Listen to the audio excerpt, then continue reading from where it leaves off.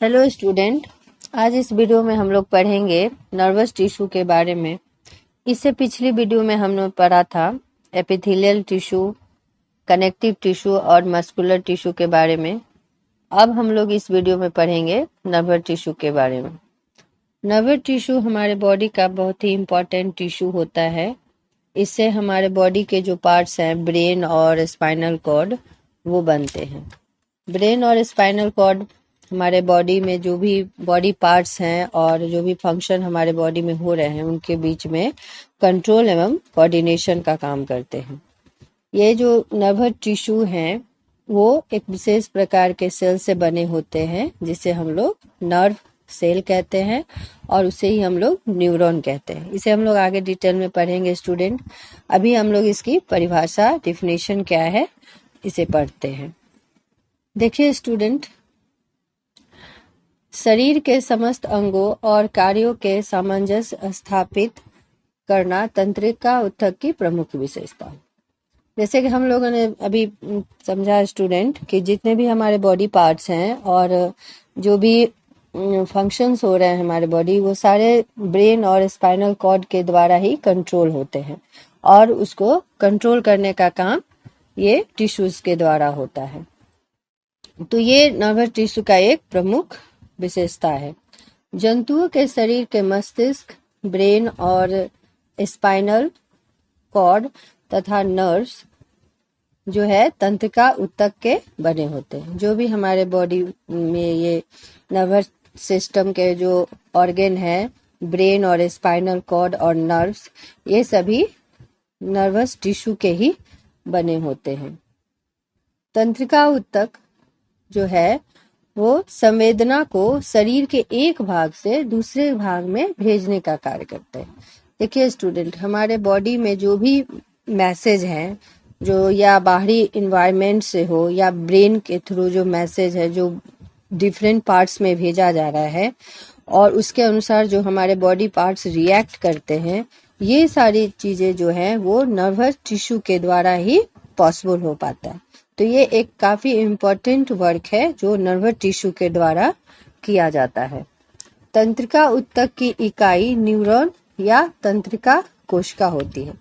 अब क्या है स्टूडेंट कि जो नर्वस टिश्यू हैं वो एक विशेष प्रकार के सेल से बने होते हैं जिसे हम लोग न्यूरॉन कहते हैं या नर्व सेल भी कहते हैं। ये नर्व सेल ही, न्यूरॉन ही क्या है, नर्वस सिस्टम का unit, structural and functional unit होता है। यानी स्ट्रक्चर भी उसी से बने होते हैं और जो भी फंक्शंस होते हैं वो भी उसी के द्वारा ही कंट्रोल होता है। इसलिए हम लोग न्यूरॉन को क्या कहते हैं, unit of the structure and function unit of the nervous system. अब स्टूडेंट हम लोग डिटेल में नर्व सेल यानी न्यूरॉन के बारे में समझेंगे।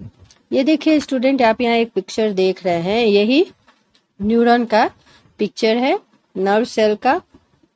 ये जो नर्व सेल हैं ये तो एक तरह के सेल ही हैं, लेकिन ये अदर सेल से काफी डिफरेंस होते हैं। इनमें भी साइटोप्लाज्म होता है, न्यूक्लियस भी होता है, अदर बॉडी सेल ऑर्गेनल्स भी होते हैं, लेकिन इनका जो स्ट्रक्चर होता है वो इनके फंक्शन के अनुसार ही स्ट्रक्चर होता है। ये अदर सेल से काफी डिफरेंस होते हैं और ये हमारे शरीर का सबसे बॉडी का क्या है, लॉन्गेस्ट सेल है। जैसे हम लोग पिछली वीडियो में पढ़ा था स्टूडेंट, सेल और सेल के स्ट्रक्चर, सेल ऑर्गेनल्स, ये सारी वीडियो में हमने पढ़ा था और हम लोग ये जाना था कि जो लॉन्गेस्ट, हमारे बॉडी का जो लॉन्गेस्ट सेल है वो क्या है, न्यूरॉन है। अब इसे, इसका जो स्ट्रक्चर है स्टूडेंट, इसको हम लोग डिटेल में पढ़ते हैं।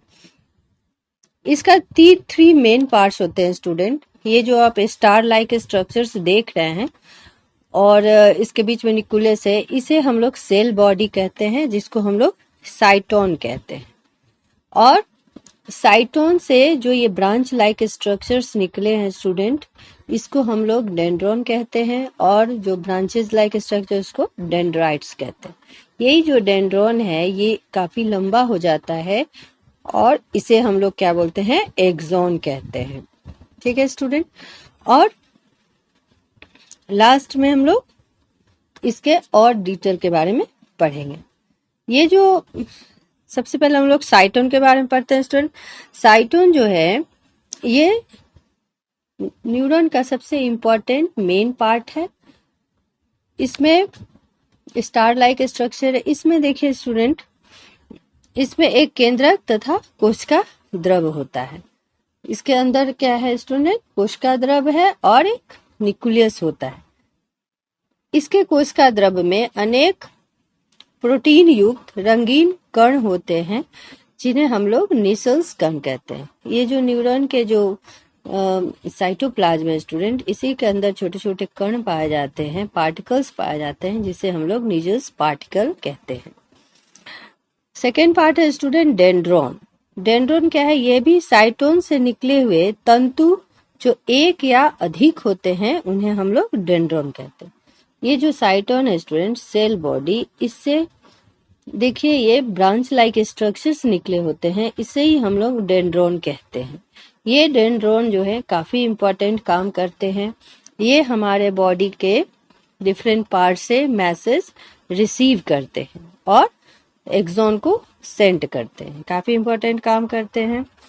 डेंड्रॉन पुनः शाखित होकर पतले पतले डेंड्राइट्स बनाता है जो आवेश को साइटोन में लाता है। तो हम लोग समझ ले स्टूडेंट, डेंड्रॉन ही है जो कि डेंड्राइट्स जो कि मैसेज को या इम्पल्स को साइटोन यानी सेल बॉडी में लाने का काम करता है। तीसरा पार्ट है स्टूडेंट, सेकंड पार्ट, जो थर्ड पार्ट है एक्सॉन है, ये भी बहुत इंपॉर्टेंट पार्ट है। साइटोन से शुरू होकर एक बहुत पतला एवं लंबा तंत्रिका तंतु निकलता है। ये जो है स्टूडेंट, ये जो सेल बॉडी है, इसका जो ये डेंड्रॉन है, ये ही लंबा पतला फाइबर की तरह लंबा आगे की तरफ बढ़ जाता है, जिसे ही हम लोग क्या बोलते हैं, एक्सॉन कहते हैं। यह एक न्यूरॉन से दूसरे न्यूरॉन तक संदेश वाहक का कार्य करता है। हम जो साइटोन जो मैसेज रिसीव किया उसे एक्सॉन के द्वारा हम लोग दूसरे न्यूरॉन में सेंड करते हैं, इसे ही एक्सॉन कहते हैं। यह आवेश को साइटोन से आगे की ओर ले जाने का काम करता है।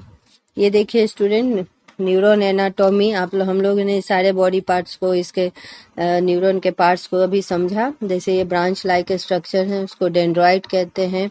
ये सेल बॉडी के अंदर जो गोल स्ट्रक्चर है उसके न्यूक्लियस कहते हैं।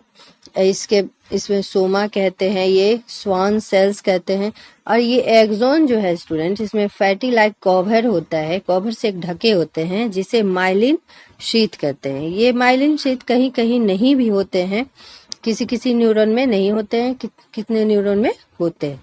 और जहां जहां ये नहीं होते स्टूडेंट, ये जो एक्सॉन में कहीं कहीं माइलिन शीथ आपको दिख रहा है कि नहीं है, उस स्पेस को हम लोग नोड ऑफ रेनवियर कहते हैं, ठीक है स्टूडेंट।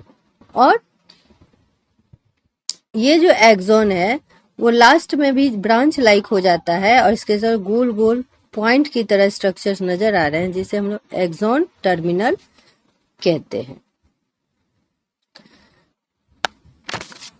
साधारणतः एक लंबे एक्सॉन को तंत्रिका तंतु नर्व फाइबर कहते हैं। यानी जो फाइबर क्या है स्टूडेंट, जो नर्व क्या है, नर्व जो है वो न्यूरॉन ही होते हैं और उसका जो लंबा एक्सॉन होता है वही, जब न्यूरॉन एक साथ सटे हुए एक साथ लंबे नजर आते हैं, उसको जब हम लोग जूम करके नर्व को देखते हैं तो बहुत सारा उसमें न्यूरॉन नजर आता है। तो न्यूरॉन ही जब कलेक्टेड लंबे हो जाते हैं तो उसको हम लोग नर्व कहते हैं। तंत्रिका तंतु के बाहरी कोमल आच्छद को न्यूरोलेमल आच्छद यानी न्यूरोलेमा शीथ कहते हैं। तो अभी हम लोग समझे स्टूडेंट, इसके नीचे स्थित माइलिन आच्छद को मेडुरी और माइलिन शीथ कहते हैं। यह जगह जगह संकुचित हो जाता है और संकुचित स्थान को रेनवियर की नोड कहते हैं। जब एक से ज्यादा तंतु संयोजी तक से घिरे होते हैं तब इसे हम लोग क्या कहते हैं, नर्व कहते हैं। ये भी समझ गए स्टूडेंट हम लोग। साइटोन के समूह को गुच्छिका कहते हैं। हमारे साथ जो न्यूरॉन है उनका जो सेल बॉडी है साइटोन, वो उनके हम लोग ग्रुप को क्या बोलते हैं, गैंग्लिया कहते हैं। देखिए स्टूडेंट, यहाँ सेंसरी न्यूरॉन है, यहाँ रिले है।